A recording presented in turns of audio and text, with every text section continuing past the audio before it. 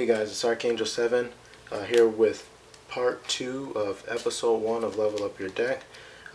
So hopefully you've already watched the deck profile I did on this Royal Paladin Stride deck. Now we'll be going into the strategy guide on how to play the deck. So right now what I have laid out here is some of the key cards that we use in the deck in order to win, make the deck more consistent, and yeah, just pretty much play the deck. These are mostly what is going to be your key cards here. So we'll start with the Garmore Snowgo tech. It's one of the key factors in the deck, and so Garmore skill, you place him on Vanguard or Rear Guard, you discard a card from your hand, and you can call Snowgo. So I've consistently rode him as grade 2. It works out very good. I mean, it's still early game, so you can take some damage. You don't really need a whole lot of guard in your hand, so you can easily pitch, you know, like a trigger, or if you have just multiple alt miles or even Thing Saver Dragon, you could pitch him to go ahead and get this 14k column going. The reason he's so important in the deck is because you want Snowgos in the rear in order to have just a whole back row of 8k boosters. That's where, you know, his usefulness comes in. And I mean, you can say, oh, why don't you just run you know, 8k vanillas, but the reason Snowgo's better is because you can superior call him, so you don't have to drop any units from your hand. You can get him straight from the deck, which is very beneficial. So you want your back row to usually consist of 3 Snowgos. 2's fine sometimes, but if you can get that right there, that's excellent. That's what you want. So Beast Knight Garmore is used to call Snowgo. That's pretty much it. If your hand has 2 Snowgos, you have one on the field, he is now dead to the deck, so he's a good intercept. You can use him to as discard for, let's say, his skill. You could use him for your perfect guards, so he becomes a good discard card if you already have your Snowgos, or even if you have multiple of him. You know, you can discard him. So another way that Beast Knight Garmore works well with the deck will be due to Knight of Twin Swords skill to superior call a unit when he attacks. So say you do have the setup here, and here's the thing with what I found while playing Knight of Twin Sword is if you're attacking, say this was your field, and we'll say this. So say this is your field. You attack with him because he's able to hit the Vanguard. So you attack for 11. They opt not to guard. They take the damage. Whatever. They end up getting a trigger. Now they're 16. They're 16k. So say, actually, let's do this for better. Let's say we attack. Okay, they take the damage. They're now 16. So he's 7. He's 9. He's just hitting the Vanguard for numbers. So he attacks. If you don't run Beast Knight Garmore, and say you only run him and whoever else you're running, it's pointless to use his skill because those units can no longer hit. But with Beast Knight Garmore, if you attack with Knight of Twin Swords and you use his skill, you can call Garmore and Snowgo, which is 16k as well. So now you still have opportunity to hit the Vanguard versus you attacking, you attacking once here.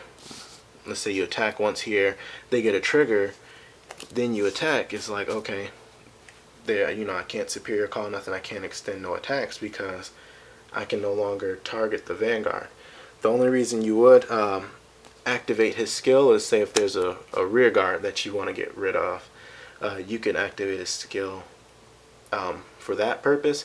I wouldn't recommend it because extending attacks, in my opinion, should be used to pressure the Vanguard into a win. So you wouldn't, if you did attack a rear guard, you'd more or less say, 11 to rear guard, and then you'd attack with Knight of Twin Sword to replace him with, say, another one, so you can come at the Vanguard again. But I wouldn't recommend extending attacks to destroy rear guards unless you really need to. So that's why I run Beast Knight Garmore.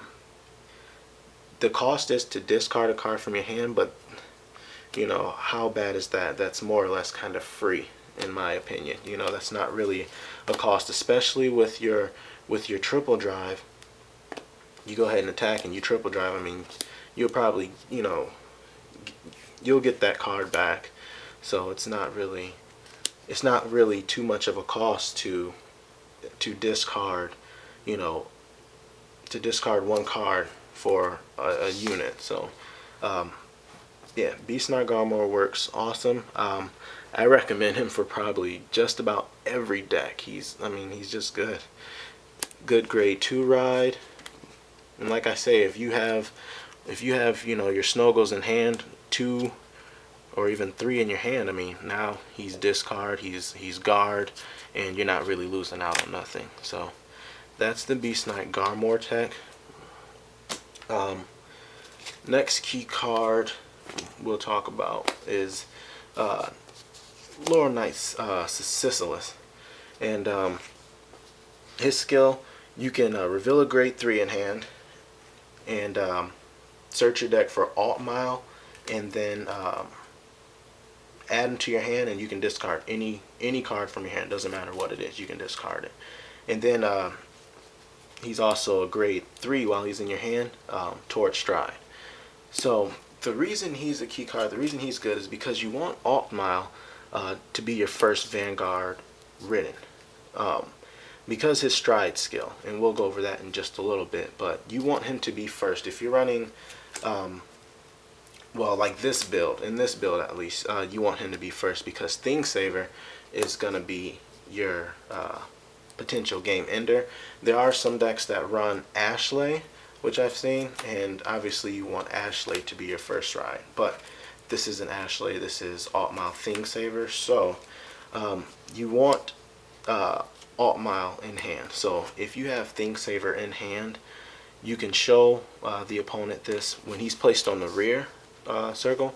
You can show your opponent this, and you can search for Alt Mile, add him to hand, and pitch any card. So whether you pitch Thingsaver, Knight of Twin Swords, it doesn't matter. You can pitch anything. So the reason that's good, it's for consistency. If you don't ride Alt Mile first, you miss out on his awesome skill that you use to pressure during kind of like an early mid game. So riding him is essential, and that's why this card is a key card. A combo or strat that you can do with it is,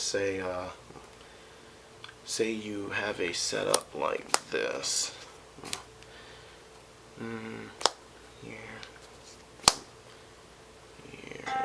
just here. Alright, so you have a setup like this. Yeah, like this. So you attack with Beast Knight Garmore. For whatever reason, they whatever they say, they guard for 1 to pass. You pull a critical trigger, you pass. Now you're grade 2 right now. All you have is Thingsaver in hand. You don't have an Alt Mile. So with this unit, what you can do, the reason we run him is because you can retire him after he boosts, and you can call a great one or less unit. So with his skill, after they attack and hit, you can retire him to call him, boom, as rest, and show Thing Saver, get Alt Mile, pitch Thing Saver, and now your consistency is still there. So that's a very good strat to have, and that's why he's a key card. That's why I run him. He adds to the deck consistency. Like I said, you want the 3 Snowgos in back. He can help do that. So he attacks, boosts, hits a Vanguard. You can call a Snowgo if you already have your Alt Mile set up. If this is already set up and you're good on your Alt Mile, then you want to keep him in hand so you can stride. So then he'll go for your Snowgos. If he doesn't go for Snowgo, other cards that I go for with him is Margot. Say if I'm preparing to write Thing Saver and I see that I have 4 in the soul, for example, or 5, I'll search for Margot, call him, so that next turn I could put him in the soul, power up a unit, but also get that 1 extra I need for Thing Saver to do his restands. So that's why we run Knight of Sisyphus, Lord Knight Sisyphus, and the Seeker stand trigger.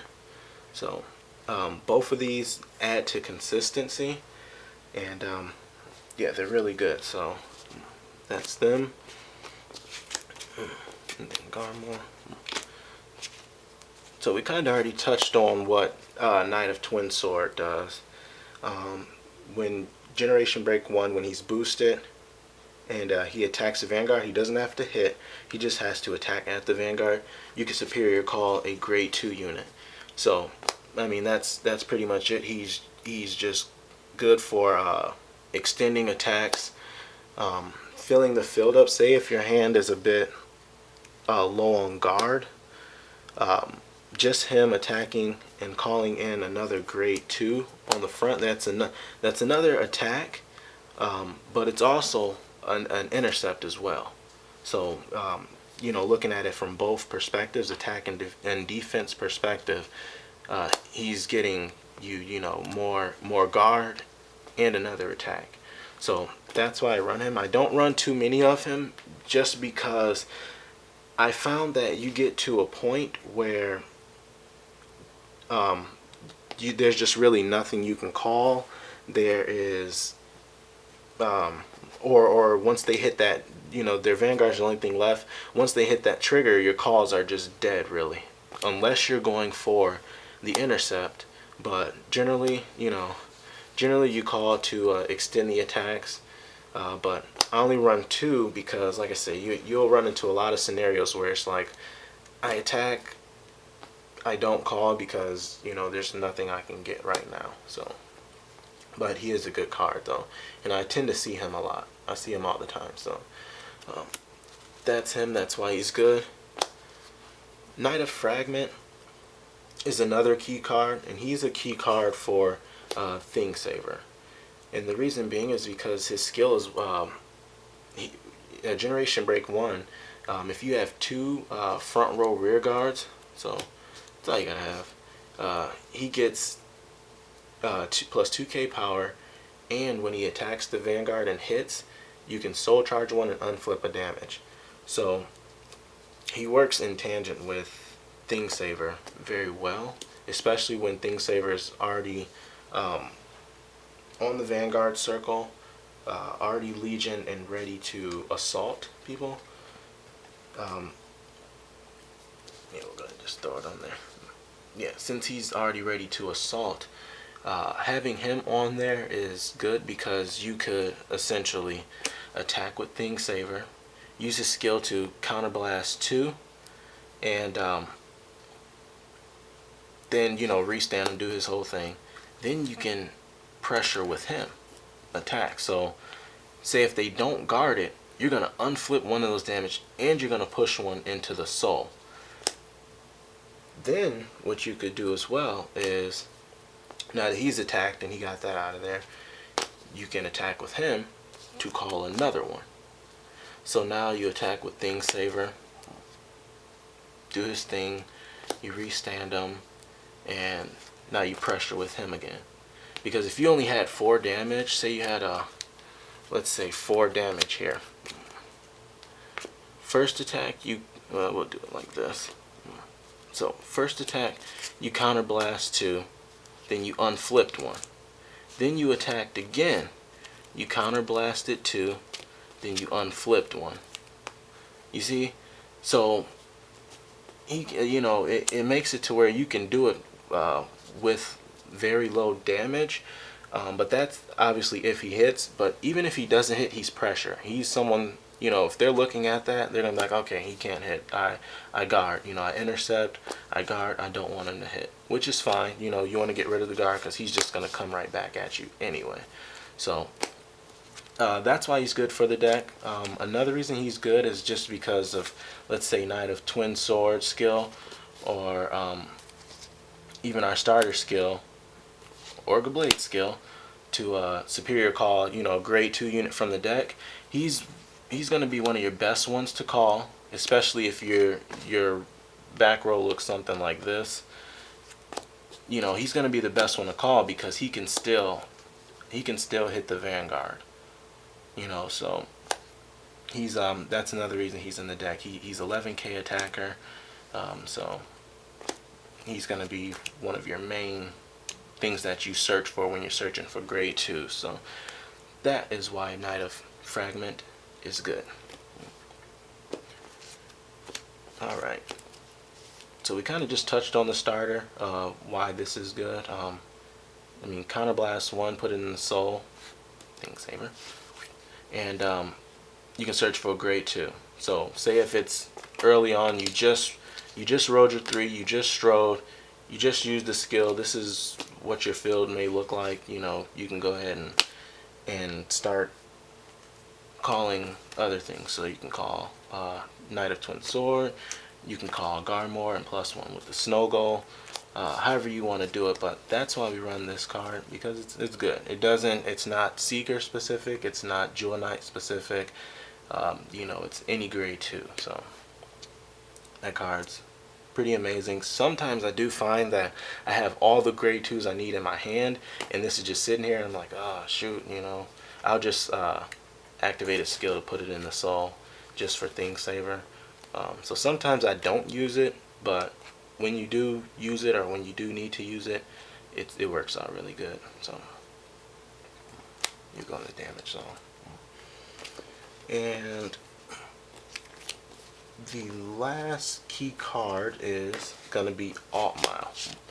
Now, the reason he's our main ride, the reason he's good, is because of his stride skill, the auto ability there.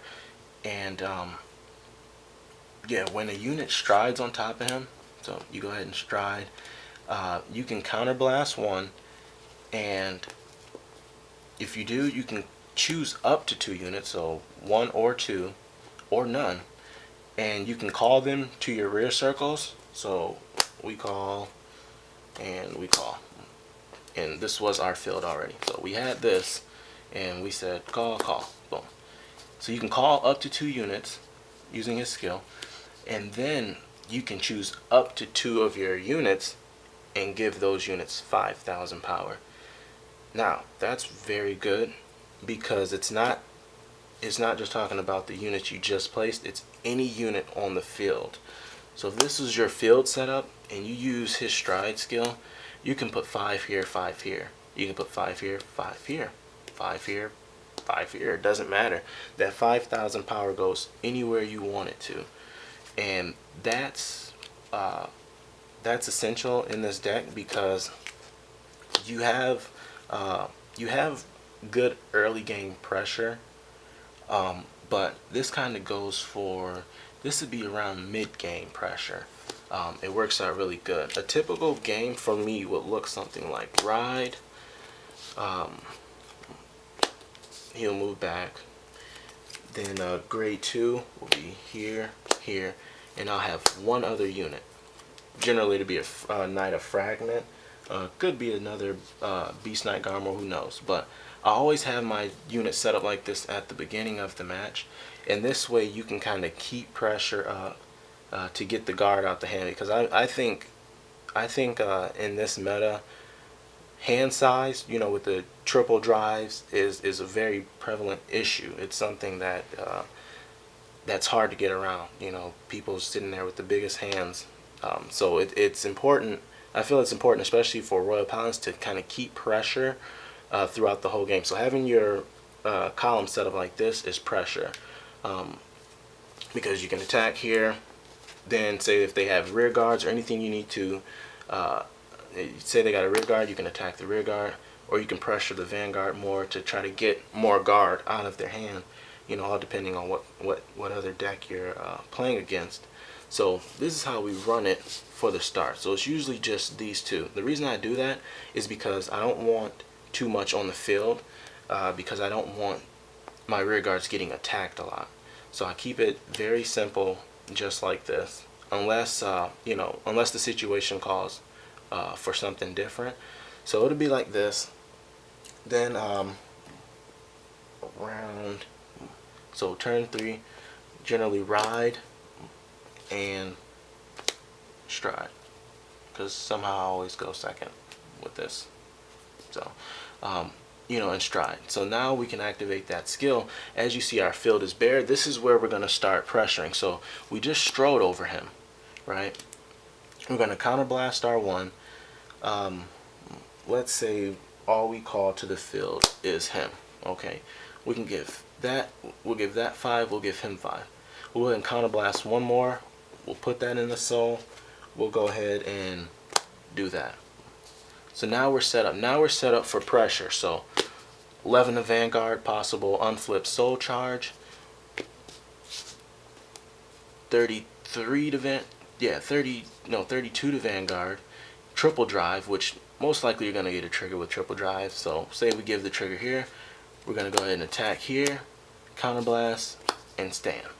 So I mean, not stand, but recall something, him or Beast Knight, Garmore, or anything.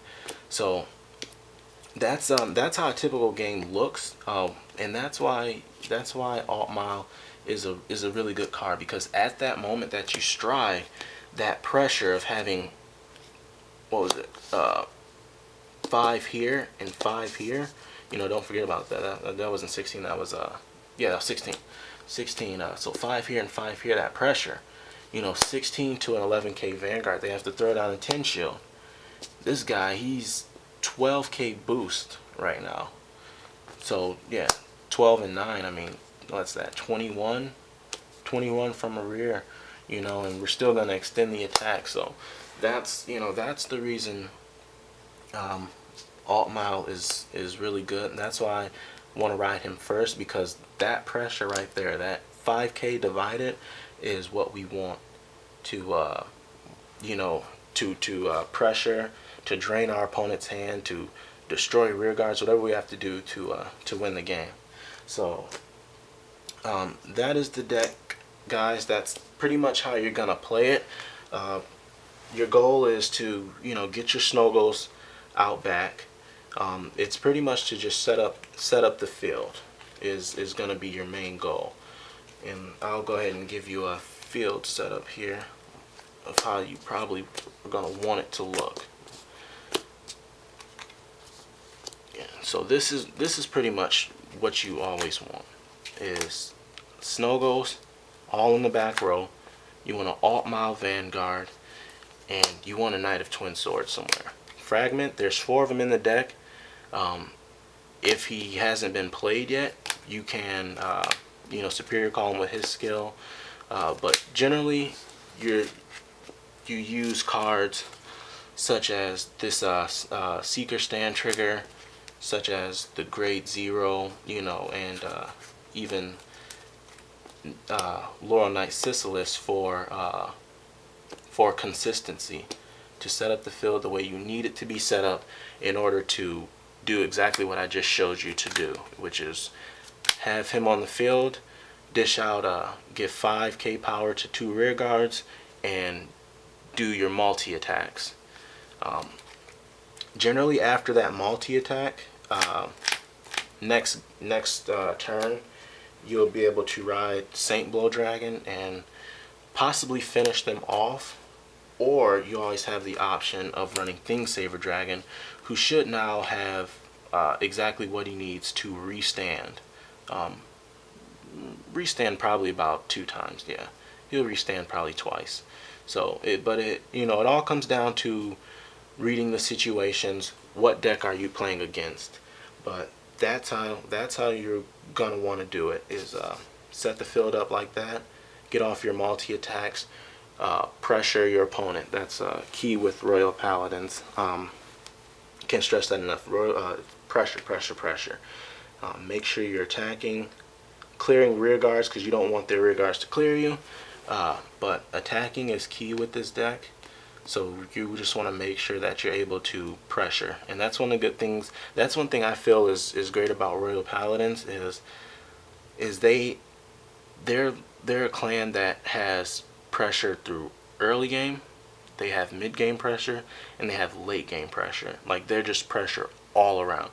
Because early game, if I want, I generally have a pretty good hand. Early game, I could just slam down, let's say something like this, and just go bananas. It'd probably look like that. And I could just go bananas, but I do this setup here to be safe. Vanguard 1 to be safe. Especially, you're playing against Kagero. You don't wanna get your units retired. So, but yeah, they do have early game pressure. They can attack early on. Mid game, with their superior calling skills, superior calling grade 2s, is even more pressure during mid game than late game. Their field is probably full. You have multi extension attacks where you can attack multiple times, and you also have Thingsaver Dragon, who's gonna be more pressure as well. So that's how you play the deck, guys.